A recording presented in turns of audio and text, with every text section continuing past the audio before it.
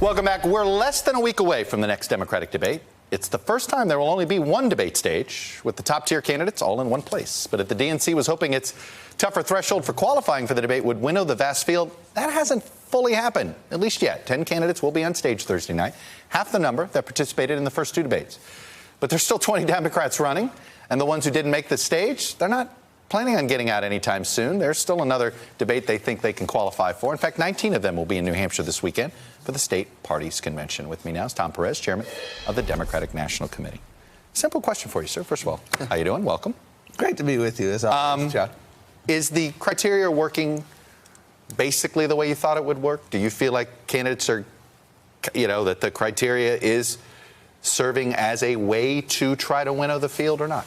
Well, our goal isn't to winnow the field. Our goal is to do what we've done in every primary cycle, which is you have to show that you're making progress. And we've been very transparent. We put out the first debate criteria 5 months ahead of the debates. We put out the second debate criteria 2 or 3 months, 3 months, I think, ahead of the debates. And we've gradually raised the bar. 2% is still a pretty low bar.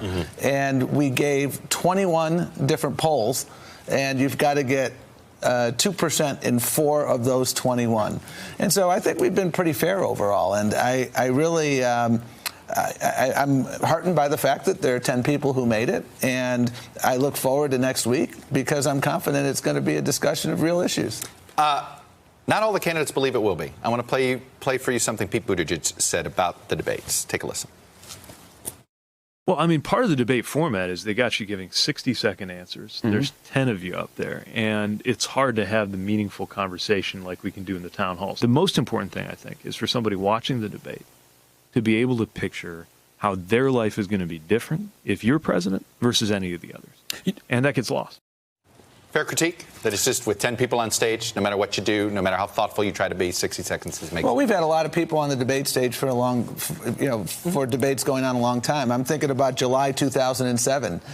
We had a recession. Weren't sure it was going to be a depression. We had Hillary Clinton, Barack Obama, and many others on that debate stage. We had a very spirited debate. We weren't able to get into the depth that you might be able to get into in forums, and that's why we do more than just debates. And I appreciate what MSNBC has done, what other networks have done to give those earned media opportunities. And so I look at the debates. I look at the debates as part of a broad array of opportunities for the candidates to communicate their vision. And again, I appreciate, for instance, that MSNBC and CNN are both tackling the climate issue, and I think that's incredibly important. And so I think overall, I think these debates are working to help candidates communicate their vision. I want to talk to you about something larger here. Do you view 2020 and sort of the campaign for the Democratic Party? Is this about defeating President Trump or pursuing a larger Democratic agenda? Campaigns are always about the future. They're not about the past. The campaigns are about communicating. Sure, because Joe Biden's campaign in particular is focused on one gap. No, he and all of our Democratic field are focused on communicating what they stand for. And we understand this is the most dangerous president, Chuck, in American history. Make no mistake about it. And so you can't ignore that fact. But I think what the voters are going to have is we have an alignment of values. Every single candidate on the debate stage and every single candidate running, regardless of whether you're on the debate stage, believes that if you have a pre-existing condition, you should keep your health care. Every single candidate wants to bring down the cost of prescription drugs, wants to tackle the climate challenge. We're not having a debate about the science on climate. Every single candidate understands that you don't put kids in cages. And we're having a debate about how to get to universal health care. And we have differences there. But the values alignment and the vision for our future, I think there's a lot of alignment among our field, and I think it's an exciting vision. Yesterday, we put together a list of we found 65 different investigations that elected House Democrats have called for. We made we call it a word collage here. Big donors, I'm sure, of the Democratic Party, some of whom would like to see this president out yesterday. Some of them would like to see impeachment started yesterday. What do you tell them when they complain that House Democrats, they seem to have not gotten them yet? Well, listen, I was a prosecutor for a number of years at the Department of Justice under Republican and Democratic administrations. I learned early on as a federal prosecutor, you have to ready, aim, fire. You don't ready, fire, aim. You've got to gather the facts. And Democrats can walk and chew gum. They're conducting very aggressive... 65 of them. Is it almost too many to tackle? Should it be prioritized? I mean, are you at all looking at this going, you know what? No. Yeah, the Democrats promised to hold him accountable, but this is scattershot. The challenge that we have is this president, the culture of corruption is so limitless that you have an obligation to conduct oversight.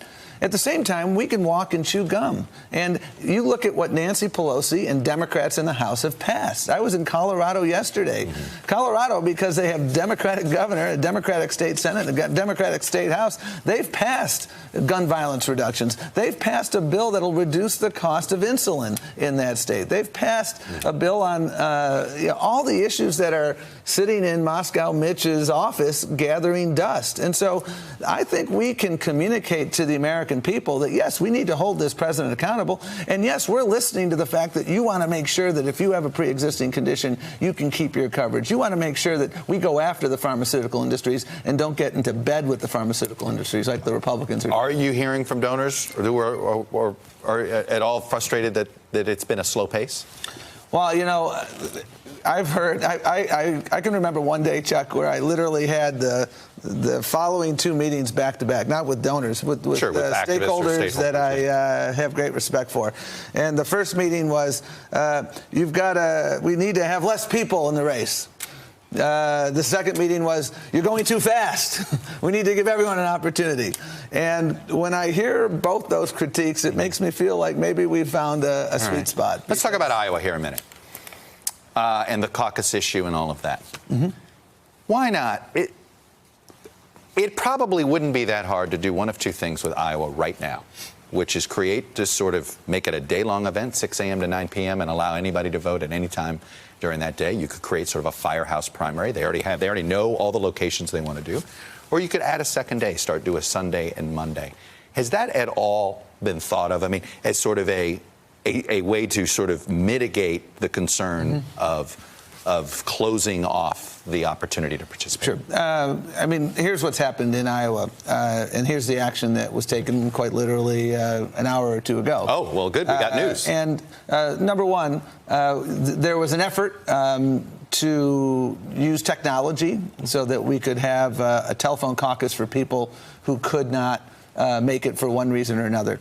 And we convened a team of experts working obviously together with the Iowa Democratic Party, and we were told in no uncertain terms that the risk is too high. Right. And so today our Rules and Bylaws Committee of the DNC formally indicated both for Iowa and Nevada that we will not be using that. Okay, that's dead. That's off on the side. Now what's on the table? So what we're doing, because we recognize that time is of the essence, candidates need to know what are the rules of engagement. Right. We've resolved that in Nevada. They have there's early voting allowed in Nevada under the rules of their caucus, and that's going to be okay. That's going to be okay. They also have what we call at-large caucuses. So if you work on the Strip in Las Vegas, you don't have to go home to where you live to vote. So they've taken care of their situation. Nevada is good to go. They're good to go. And so the Iowa situation, we have given them, and we're working very closely and collaboratively with them, 2 weeks to identify all of the options and figure out what we can do to make this work. Because our goal everywhere,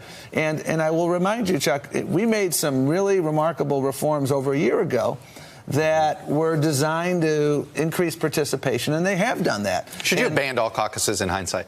Would it have just been going to go all primary and just forget this caucus? Well, business? Actually, 6 states, as a result of the incentives we put in place, have moved from a caucus to primaries, including Colorado, where I was yesterday.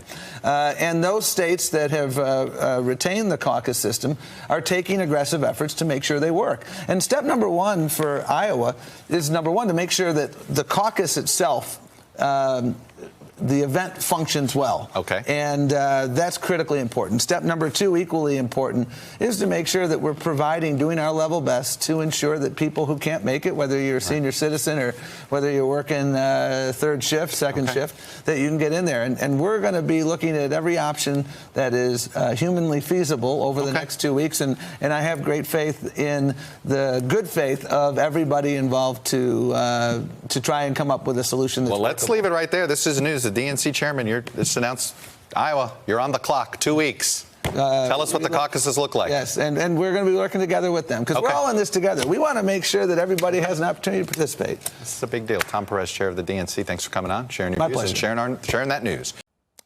Hello, YouTubers. If you're watching this, it means you've checked out our channel, so thank you. Now do me a favor. Subscribe by clicking on that button down there. Click on any of the videos to watch the latest interviews and highlights from MTP Daily and MSNBC. You can get more Beat the Press content every morning in the First Read newsletter. If you're tired of content that you don't know anything about where it came from, you don't have to have that problem with us.